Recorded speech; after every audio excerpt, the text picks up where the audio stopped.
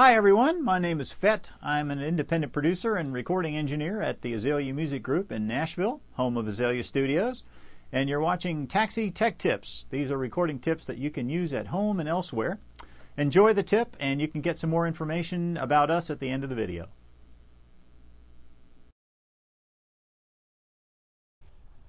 Hi everybody, this is Fett again with Taxi Tech Tip number 2. Why don't we call this one Recording Electric Guitar 1, because I have a feeling we're going to do more than one of these on electric guitars. And today we're going to talk specifically about miking electric guitars. While there are a lot of great products out there nowadays, like the Line 6 Pod and all sorts of other DIs, or software emulators for amps and speaker cabinets and all that kind of stuff, there's absolutely no substitute for pushing air. So that's why we're going to talk about using microphones to record electric guitar cabinets today.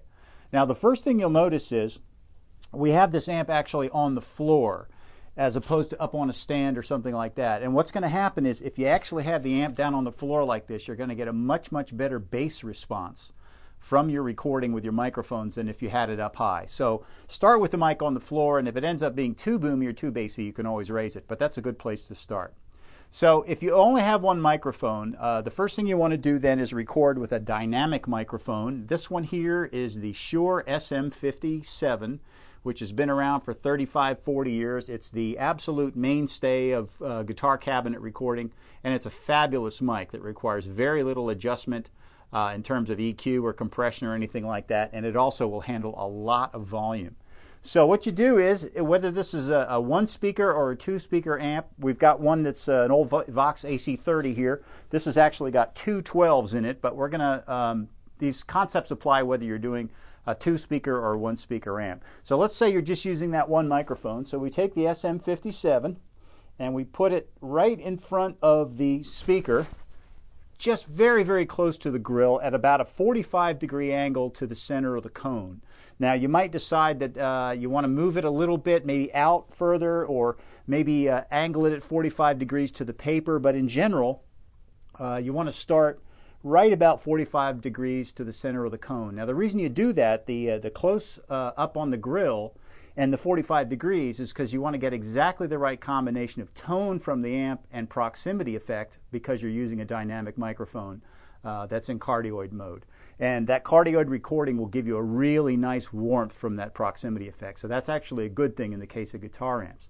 Now, if you're fortunate enough to be able to use a second amp, or rather a second mic, what I recommend is using a large diaphragm condenser, typically used for vocals, that kind of thing, and preferably one that's got adjustments on it, particularly a pad switch, either a -10 or a -20 dB roll-off. The reason you want to do that is condenser mics aren't generally designed to handle nearly as high an SPL or volume level as dynamics are. So you want to take that pad switch and turn it on and attenuate the signal by however much it gives you. You want to leave it in cardioid mode, by the way. If you put it in omni mode, if you've got that option, you're going to pick up a lot of the room sound, and you may not want that. And we'll get to that in a moment. And also, if there's a roll-off switch, like a bass roll-off or a high-pass filter, leave that off. You want to get all the tone out of the amp. So what you do is, you start with that SM57 or some similar kind of dynamic mic, and then you add the condenser microphone. So here we've got my absolute favorite condenser mic in the world for recording electric guitar cabinets, and that's the Shure KSM44. It's also got a baby brother, which is a little less expensive, the KSM32, but I find the 44 to be a fabulous microphone, and it's got the features I was talking about, and we've actually got the pad switch turned on right now. In this particular case, it's a -15 dB roll-off. So what you've got now is a great stereo pair of microphones which sound very different from each other to combine after you've recorded them on two tracks in your mix. And just like we talked about in tech tip number 1 for acoustic guitars, you've got a great ability to pan now those microphones anywhere you want them in the mix, but you've also got a great tone control. If you want the warmth and the body and sort of the power behind the amplifier, you put a lot of SM57 in it. If you want more crispness, more definition, more clarity, then you're going to put a little bit more of the condenser mic in there, and you can combine at will. Now there is one other thing that will really take your guitar sounds over the top, and that's to use a room microphone. I happen to really like tube microphones for this purpose. I happen to use the MXL V69 Mogami edition. I think it's a great tube mic to use for guitar amp rooms. But what you do is you take the amp, rather the microphone, and you put it about 6 feet in front of the amplifier, about 6 feet high in the room, and face it directly at the amp. Now what that gives you, in addition to the two other tone controls and spatial controls with the panning, is a room control to make the sound either bigger or smaller. If you turn it off, if you turn off that room mic, you're going to get a real nice tight studio sound, and everything's right up here on the amp because you don't have any Omni mics recording anything. But if you want to make it big and huge and make the sound of the guitar bigger and bigger, sounding like it's on a stage, then you bring up that room microphone and you get a really powerful sound. So those are some tips, some basic tips on recording electric guitar, and we'll be back for more. Hope you enjoyed the tip.